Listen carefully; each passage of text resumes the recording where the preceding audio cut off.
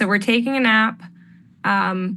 Myself and my kids kind of jumped into my bed, so they kicked my husband out for a minute. So he was actually in my son's bed. We were all just so tired. And all I hear is, this wub, wub, wub, wub, wub, wub, wub, wub, wub. Like it was like you could tell it was some sort of fan, something.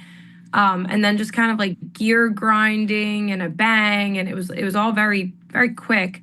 And my husband just jumped up and he just started screaming, call 911, call 911. And I honestly thought that it was my heater that had exploded or something. It was the only thing I could think of that had a fan next to my house. And I said, why? And he said, a helicopter just crashed in the backyard. And I was like, what?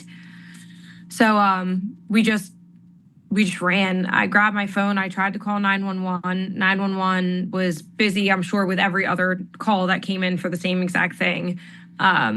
So I ran to the car with my husband. We just threw on shoes. I was in a t-shirt. My husband's in like a pair of sweatpants. I don't even know.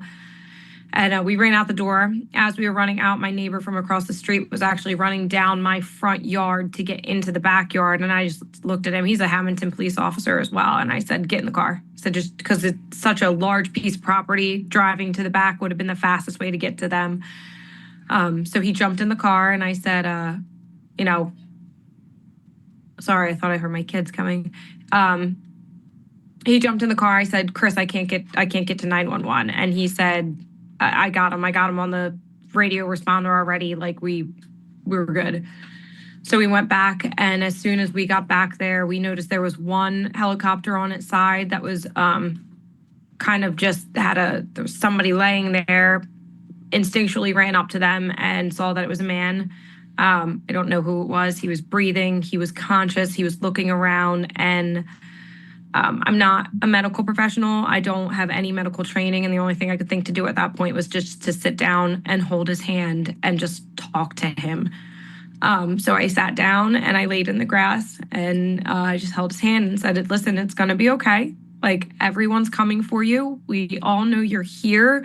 You're safe here. The sirens were going off. I said, those sirens are for you. They're on their way. You gotta stay. And he just had a little bit of a bloody nose. And I just said, you look good. You look fine. Everything's fine. Everything's fine. And the paramedics came, and shortly after that, like, that's when we knew, like, it's time to step back. The professionals had gotten there. And it was at that point when I think someone from the Hammonton Police Department had said, hey, you might want to go inside now. And there's another crash scene we need to investigate. And I said, well, what are you talking about? I said, this isn't, they just got him. They're going to take him. He's in the ambulance. And they said that we were not aware that there was another wreck on the property. We thought it was a piece of the other helicopter that had maybe flown off and just, honestly exploded, because it was just it was like a fireball in my backyard, just encapsulated with flames. We had no idea it was another actual physical aircraft. And looking back at this whole situation, when you have time to digest and to think about it, what goes on through your mind? I mean, first and foremost, I'm just so happy that my kids weren't in my backyard. Even just if they weren't injured, just to actually be out there, swing on the swing set and to witness something like that, it would have been so traumatic. I mean, they're 5 and 9, they're prime baby age right there. So I'm very, very, very grateful for that. And it could have been so much worse. But I'm also just, it's just, you just can't stop thinking about these people, their families. It's right after Christmas, and just literally continuing prayer after prayer after prayer of, like, let them be okay. Let them be okay. Let them be okay. Let their family, let everyone just be okay, please. I mean, this crash happened in your backyard, probably, you tell me, several hundred yards. What do you think that is, about 200, 300 yards from your home? Yeah, so when we built the house, it's about 500 feet from the woods line to our house. And I just remember that from, wetlands and their Pinelands rules to actually build. And we just said, better safe than sorry, we'll just bump it out. So I think we're about 500 feet from that woods line to make sure that we didn't cross anything. That's 500 feet from your house. I know. That's not far. It's not far. Not when you're talking about aircraft, especially.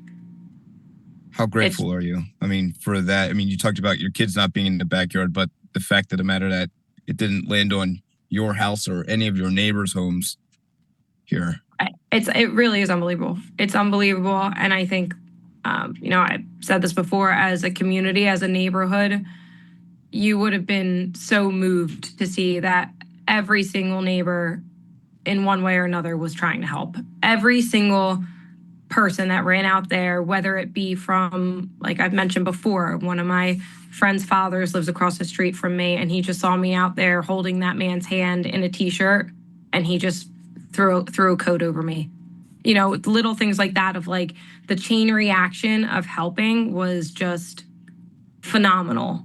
Phenomenal. The Hammonton, the police department, the fire department, the EMTs. I mean, we're talking about a series of minutes between myself getting out there, being so close, versus everyone else. It's unbelievable. When you were holding that pilot's hand, was he saying anything to you? No, he didn't say anything.